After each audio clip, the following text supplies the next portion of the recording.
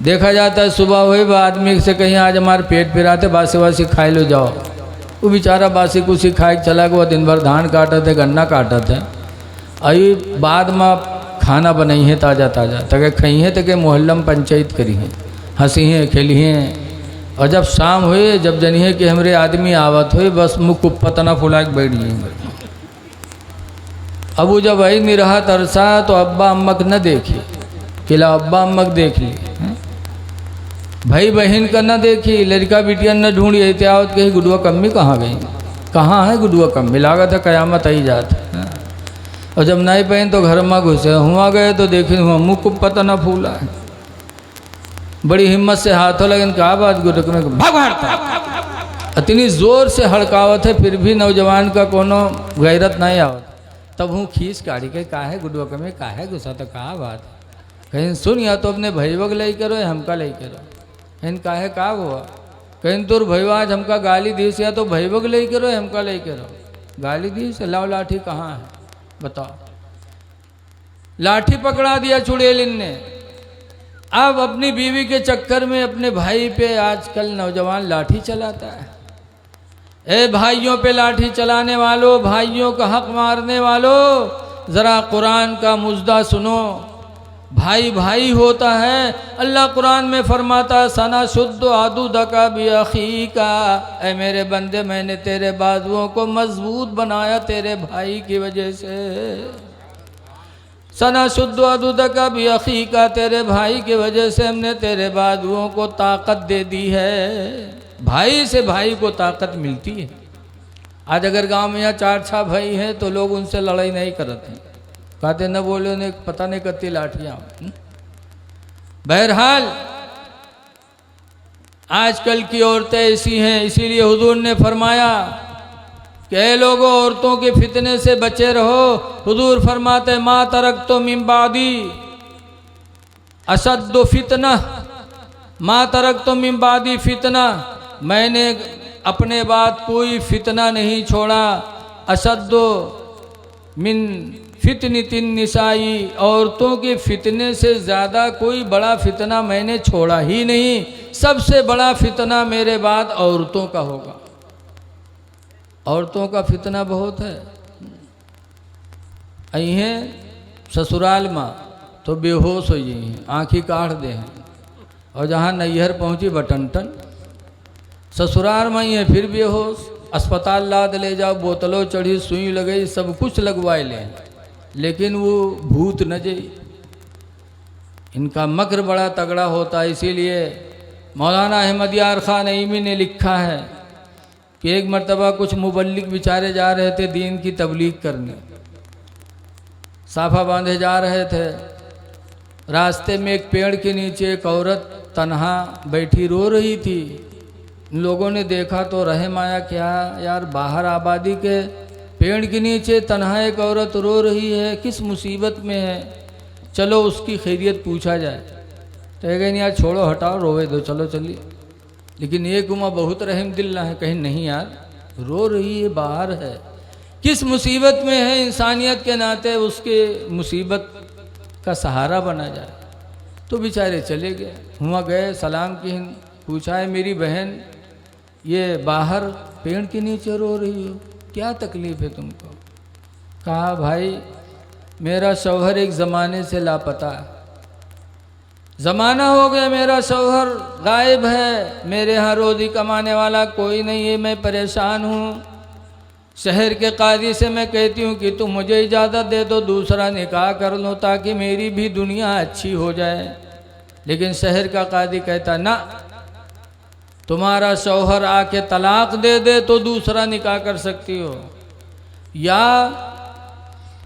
लोग गवाही दे दे कि तुम्हारे शौहर का इंतकाल हो गया तब तुम दूसरा निकाह कर सकती हो, इसके अलावा कोई दूसरा निकाह जायज़ नहीं है कोई रास्ता।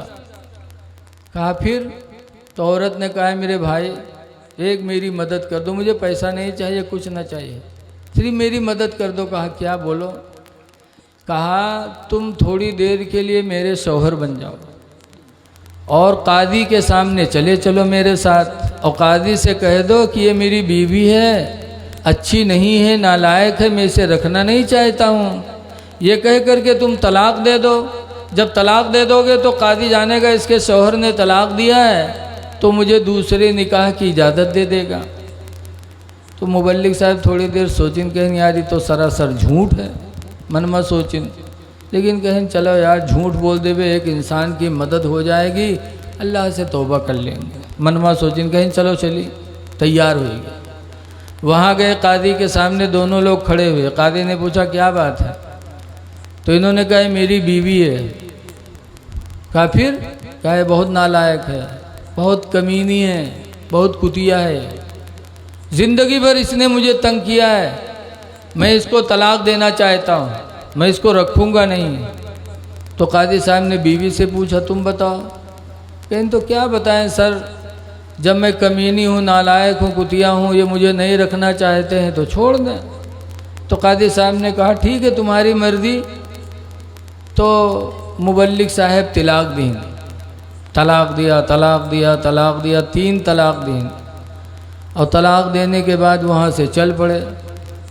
तो औरतिया ने कादी साहब से कहा कादी साहब मैं नालायक थी, कुतिया थी, कमीनी थी, इनके लायक नहीं थी, इन्होंने मुझे तलाक दे दिया, कोई बात नहीं है, लेकिन 25,000 रुपया जो महर बंधा था वो महर तो दे दें। मुबल्लिग साहब सटपटाने उसे कहते हैं कहा था? कहिस कहित का है, जब हम कमीनियन कुतियान तुम्हारे लायक नहीं छोड़ दियो तो महर तो हमारे 25,000 दे दो।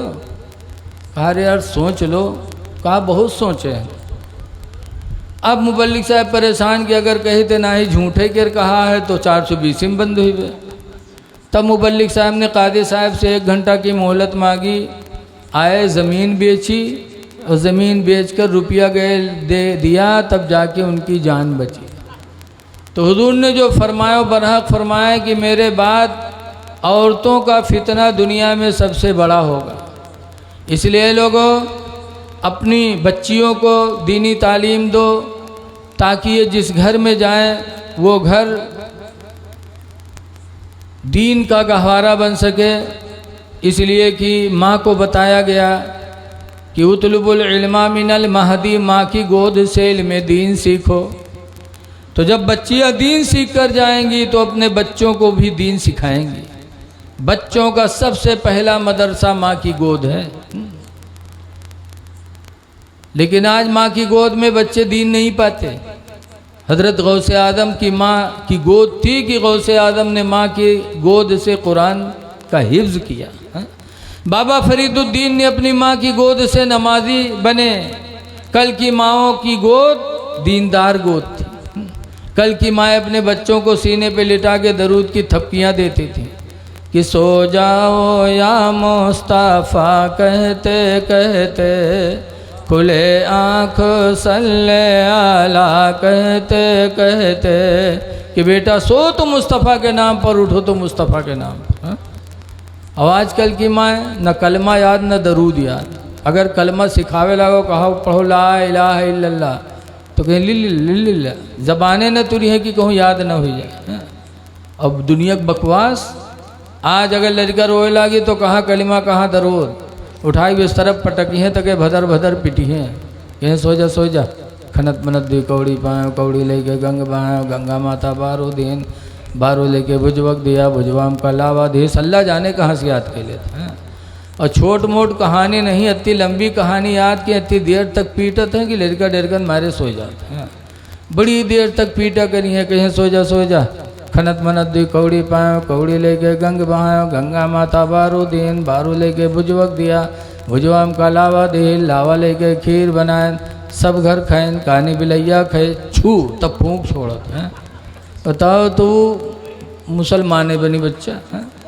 जब महतारी इतनी बड़ी फराडिन है, कहते खीर बनावा सब घर खाएं, कानी बिलैया खाए। बताओ हम बुढ़ाए के आज तक कानी बिलैया नहीं देख पावा, और इनके मुलाकात रोज़ कानी बिलैया से होता। अल्लाह जाने खुद कानी है कि बिलैया कानी रहा है।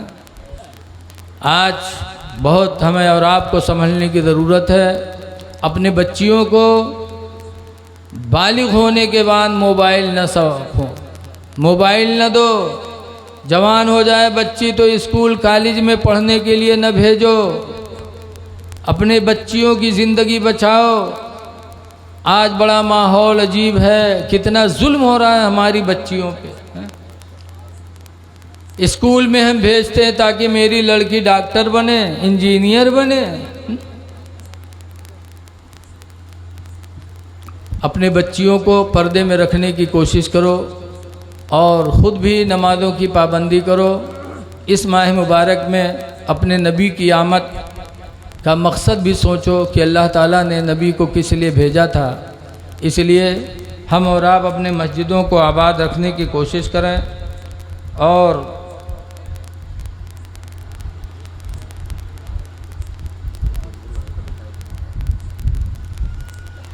एक दूसरे के साथ हम अच्छा सलूक करने की कोशिश करें। देखिए एक बात सुन लो, हदीस पाक में आया, हुजूर फरमाते हैं ला तसुब्बुद्दी का, ऐ लोगों मुर्गे को गाली न दो, मुर्गा को गाली न दो। गाली देते हैं लोग कि नहीं देते? जब पचलहरा कोई कोई करत है तो गरियाद ही साथ चुप न रही, नींद हराम की है, इका काट के खैन डाल रहा है। मुर्गा को गाली न दो। हुजूर फरमाते ला तसुब्बुद्दी का, मुर्गे को गाली न दिया करो, लियन्नहु युक़दु लिस्सलाह, इसलिए कि मुर्गा तुम्हें नमाज फजर के लिए बेदार किया करता है। एक परिंदा हो करके तुम्हें नमाज की दावत दे दे तो अल्लाह के रसूल उसकी तारीफ़ करें। और हम तुम नबी करीम के मानने वाले, अगर हमने तुमने अपने भाई बहन को नमाज की दावत दी तो अल्लाह भी खुश होगा, अल्लाह का रसूल भी खुश होगा। हुजूर फरमाते अलमरतु इज़ा सल्लत खम्सहा, औरत ने जब 5 वक्त की नमाज पढ़ ली, वसामत शहरहा, और रमज़ान का रोज़ा रख लिया, वातात बालहा, और अपने शौहर की फरमा बरदारी कर ली, व अहसनत फरजहा, और अपने शर्मगाह की हिफाजत कर ले, तो जिसने काम कर लिया फतदखुलु मिन अब्वाबिन शात, तो दूर फरमाते जन्नत में जिस दरवाज़ा से वो औरत चाहेगी दाखिल हो जाएगी। अल्लाह ताला उसके लिए जन्नत के सारे दरवाज़ों को खोल देगा। तो मैं आपसे कहना चाहता हूँ, आप सुन्नी मुसलमान हैं, मोहब्बत में जुलूस निकालेंगे, राड जलाएंगे, चिरागा करेंगे, लेकिन मोहब्बत सिर्फ इसी से नहीं होगी। हुजूर फरमाते हुब्बिबा इलैया मिनद दुनिया सलास, दुनिया की 3 चीज़ें मुझे बड़ी प्यारी हैं। नंबर 1 पर फरमाते अत्तीबू, खुशबू, खुशबू हुजूर को बहुत प्यारी थी। दूसरे नंबर पर फरमाया वन निसा, और निकाह में होने वाली औरत मुझे दुनिया की सबसे बेहतरीन चीज़ है।